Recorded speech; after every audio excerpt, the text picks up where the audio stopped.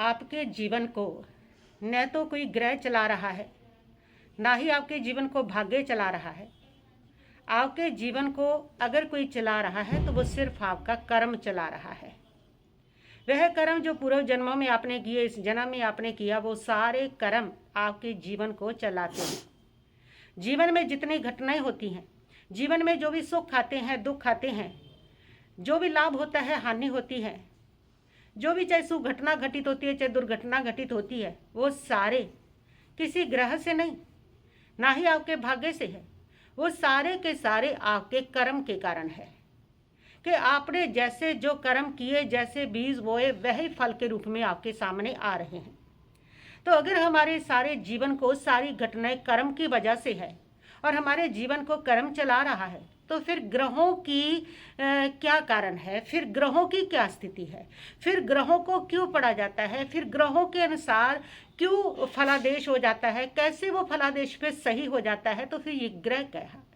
तो एक बात आप समझ ले कि ग्रह जो है वह आपके जीवन को चलाने वाले नहीं, वे मात्र संकेत दे रहे हैं कि आपके जीवन में किस कर्म का कब, कैसे, कितने समय तक उदय होना है। हर कर्म जो आपके खाते में पड़ा है उसका एक उदय आता है। जब वो उदय आता है तो वो अपना फल देता है। जब तक उदय नहीं आता तब तक वो पड़ा रहता है। जैसे कितने बीज ऐसे होते हैं कि जो पड़े रहते हैं, वर्षों तक पड़े रहते हैं, लेकिन जब उनको बारिश मिल जाती है तो वो फलित हो जाते हैं। बस इसी प्रकार आपका कर्म भी होता है कि वो कर्म उदय में आना है तो ग्रह जो है वो संकेत देते हैं कि ये कर्म आपका अब उदय में आएगा। ग्रह खुद माध्यम है उसका, ग्रह खुद उसके कारक नहीं है कि वो सारा जो आपके जीवन में घटित हुआ किसी ग्रह ने कर दिया है। एक बार एक व्यक्ति अपने कुछ लोगों के साथ नदी पर जा रहा था, नदी की तैर रहा था। जब वो नदी में तैर रहे थे तो उस व्यक्ति को एक लकड़ी अचानक से आती है, उसके पांव को छू करके चली जाती है।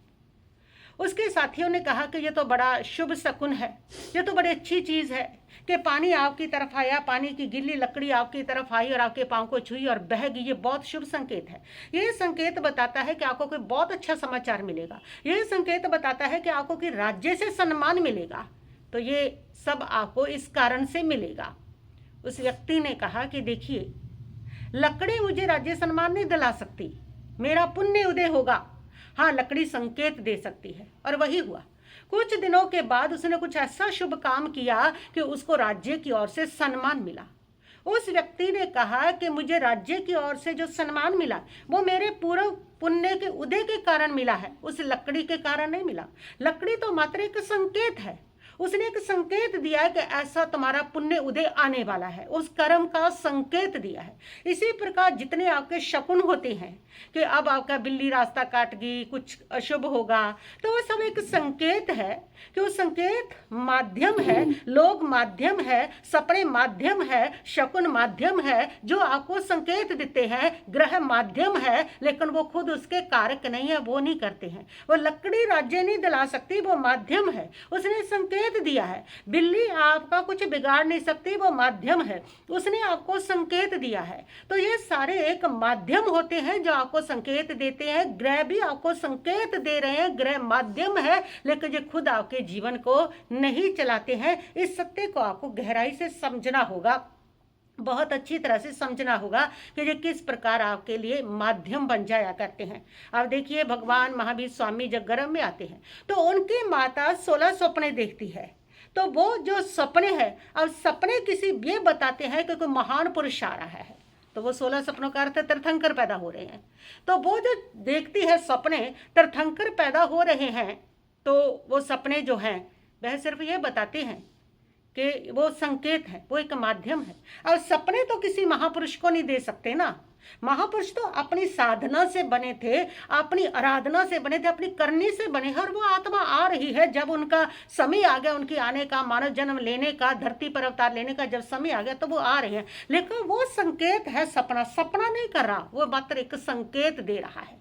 भगवान महावीर स्वामी को छद्मस्त काल में, साधना काल में थोड़े समय के लिए एक झपकी लगती है, उसमें वो 10 स्वप्न देखते हैं। उन 10 सपनों से ये पता चलता है कि वो शीघ्र ही सारे कर्मों को क्षय करने वाले।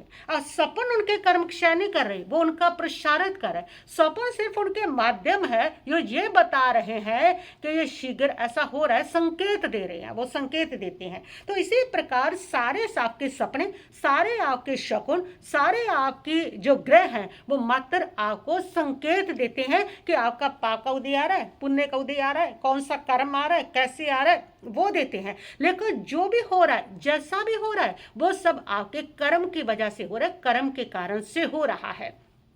एक व्यक्ति मेरे पास आया था, उस व्यक्ति ने आकर के मुझे कहा कि हमारा साल हो गया, मेरी फाइलें अटकी हुई, 3 बार उसका रिजेक्ट हो गई है, तो मेरा लोन पास नहीं हो रहा, मैं बड़ा परेशान हूँ। लोन मिल जाए तो मेरा बहुत सारे काम हो जाए और मेरे सारे काम अटके पड़े हैं, उस लोन की वजह से लोन नहीं हो रहा। 3 बार वो जो लोन है वो अस्वीकार हो गया है, रिजेक्ट हो गया है। तो उसने कहा कि मैंने जोशी को दिखाया था, उसने मुझे कहा है कि तुम्हारे ऊपर शनि का ढैया चल रहा है। अब ये शनि का ढैया तो 2.5 साल का है, तो मैं तो अटका रहूँगा, बड़ा परेशान हूँ। मैंने उसको कहा कि देखिए, जो भी आपका रिजेक्ट हो रहा है, लोन नहीं आपको मिल रहा, और इसमें सच्चाई तो ये है, चाहे शनि का ढैया चल रहा है, शनि आपका कुछ नहीं बिगाड़ रहा, शनि आपके काम को नहीं रोक रहा, शनि तो आपको संकेत दे रहा है कि ऐसा आपका अंतराय कर्म का उदय आ गया है जिससे आपका ये काम नहीं हो रहा। तो ये जो काम अटक रहा है, जो हो नहीं रहा, जो अंतराय कर्म की वजह से है, शनि नहीं कर रहा है इसमें कुछ भी। शनि तो आपको संकेत भेज रहा है कि आपके ऐसे अंतराय कर्म का उदय आ गया और आपके काम जो है वो अटक रहे हैं।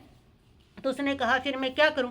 मैंने उसको कहा कि देखिए, आप ऐसे कीजिए कि आपके पास जितना भी बिना उपयोग वाला सामान घर में पड़ा है ना, वो किसी को दान कर दीजिए। और उससे क्या होगा कि जिन लोगों को लाभ मिलेगा, तो आपने लाभ अंतराय कर्म बांधा है, लाभ अंतराय कर्म का उदय आ गया है, इसके कारण आपका लाभ अटक रहा है, और ये अंतराय कर्म इसी प्रकार टूटेगा। आप दूसरों को लाभ पहुंचाएंगे ना, तो आपको लाभ हो जाएगा। आप अपना सामान बेच दीजिए, थोड़ा दान भी निकाल दीजिए, और दूसरे लोगों को लाभ पहुंचाने की कोशिश कीजिए, उनके कुछ काम सवारिए, उनको कुछ दीजिए, तो उससे आपका ये अंतराय, लाभ अंतराय कर्म टूटेगा, आपका काम हो जाएगा। और उसने घर में जितना बिना उपयोगी सामान पड़ा था, जो कभी हमारे उपयोग ही नहीं आता, वो उन लोगों को दे दिया जिनको उनकी जरूरत थी, और भी उसने बहुत सारे लोगों को लाभ पहुंचाया, और 1 हफ्ते के अंदर अंदर उसका लोन पास हो गया। तो ये क्या था? ये वो अंतराय कर्म जो जिसने उस ग्रह को भी बदल दिया। ढैया तो अभी भी था, लेकिन उस अंतराय कर्म, लाभ अंतराय कर्म के टूटने से ढैया वही पड़ा है, लेकिन उसको लाभ हो गया। तो ढैया तो आपको संकेत दे रहा है कि आप इसको सवार लो, इसको सही कर सकते हो, और ये आपका कर्म उदय में आया है। तो वो जो शनि है, वो शनि का ढैया सिर्फ आपको संकेत दे रहा है, वो कुछ नहीं कर रहा। अगर उसने कुछ करना था तो फिर तो वो तो अभी भी पड़ा था, तो उसका लोन पास नहीं होना चाहिए था। लेकिन उसका लाभ अंतराय कर्म जैसे उसने तोड़ा, तो वैसे उसका काम सही हो गया, शनि वही पड़ा है। तो इसलिए ये सारे ग्रह जो है वो मात्र आपको संकेत देते हैं, वो कुछ नहीं करते हैं, वो आपका कुछ बिगाड़ते नहीं, आपका कुछ सवारते नहीं, वो मात्र आपको एक सूचना देने के लिए आते हैं कि आपका कौन सा कर्म उदय आया है, और कौन से कर्म को आपने किस प्रकार सुधारना है, कैसे आपको तोड़ना है, वो आपका उदय में आया है। ग्रह न बदले लेख किसी का, ग्रह न बदले लेख किसी का, इस सच को जान रे। ग्रह न बदले लेख किसी का, इस सच को मान रे। बदले संयम साधना, पूरा जीवन सम्मान रे। ग्रह न बदले लेख किसी का।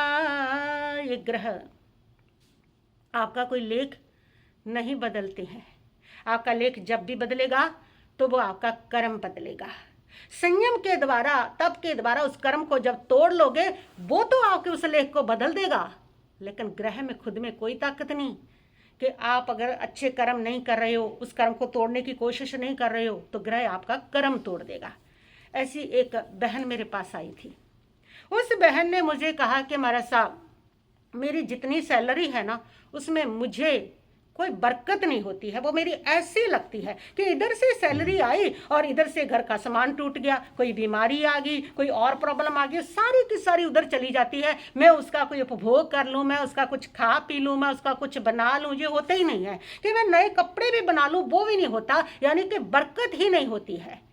मैंने उसको कहा तो उसने कहा कि बताइए कि क्या चल रहा है। मैंने जोशी से पूछा तो उसने कहा कि तुम्हारे पर राहु की दशा चल रही है और राहु की दशा की वजह से तुम्हारे सारे काम अटक रहे हैं, रुक रहे हैं, तुम्हारे घर में बरकत नहीं हो रही है। तो मैंने कहा राहु तो आपको संकेत दे रहा है, वास्तव में तो आपका भोग अंतराय कर्म, उपभोग अंतराय कर्म, लाभ अंतराय कर्म, ये अंतराय कर्म आपके उदय में आगे हैं। इसलिए आपके पास पैसा तो आ रहा है लेकिन उसका भोग नहीं कर पा रहे, वो वैसे निकल जाता है, कुछ खराब हो गया, उस पर चला गया, ये हो गया, वो हो गया, वैसे ही निकल जाता है। तो ये आपका भोग अंतराय कर्म है, वो आपका राहु बता रहा है। राहु खुद कुछ नहीं कह रहा, आप इस भोग अंतराय कर्म को तोड़िए और ये भोग अंतराय टूटेगा तो आपका काम बन जाएगा। उसने कहा तो वो कैसे? मैंने उसको कहा कि आप 1% उस सैलरी से दान निकालना शुरू कर दीजिए। उसने कहा कि हमारे साथ पहले ही इतनी कठिनाई है, पहले ही उसमें कुछ नहीं बच रहा, पहले ही सारा पूरा नहीं हो रहा और उसमें दान निकालूंगी तो और मुश्किल हो जाएगी।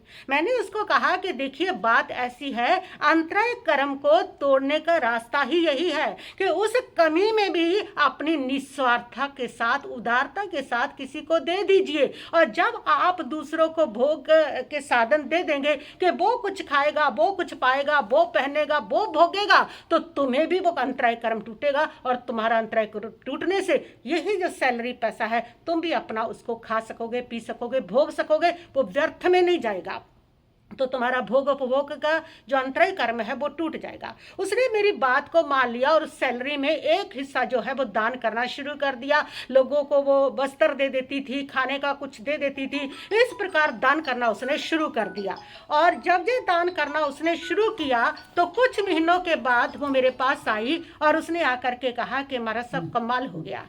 मैंने कहा क्या हुआ? उसने कहा कि देखिए मुझे बचत होने लगी है, अब मैं अपना भी कुछ खाने पीने लगी हूँ, कपड़े बनाने लगी हूँ। उसने कहा कि कारण ये बना है कि मेरी एक तो प्रमोशन हो गई है और दूसरा ये हुआ है कि अब वो बीमारी भी कम होगी जो घर में बार बार आती थी। बार बार नुकसान होता था घर में, कभी टूट गया, कभी कुछ फूट गया और वो जो नुकसान पे पैसा निकलना था वो भी अब बहुत बहुत रेयर होने लगा है, बहुत बहुत कम होने लगा है और अब मेरा सारा ठीक हो गया है। तो ये क्या था? ये राहु नहीं कर रहा था, राहु तो अभी भी वहीं पड़ा है, उसकी दशा तो 18 साल के लिए आई है। ये भोग अपभोग अंतराय कर्म था और राहु संकेत दे रहा था कि तुम्हारे उसमें कामों में विघ्न आएंगे, तुम्हारे यहाँ पर जो भी है पैसा है उसमें बरकत नहीं होगी। वो संकेत दे रहा था कि तुम्हारा भोग उपभोग अंतराय कर्म उदय में आया है, उसने संकेत दिया है। अब उस कर्म से कैसे निपटना है, उस कर्म को कैसे तोड़ना है, ये अब आपका अपना फैसला है। ये आपके शुभ कर्म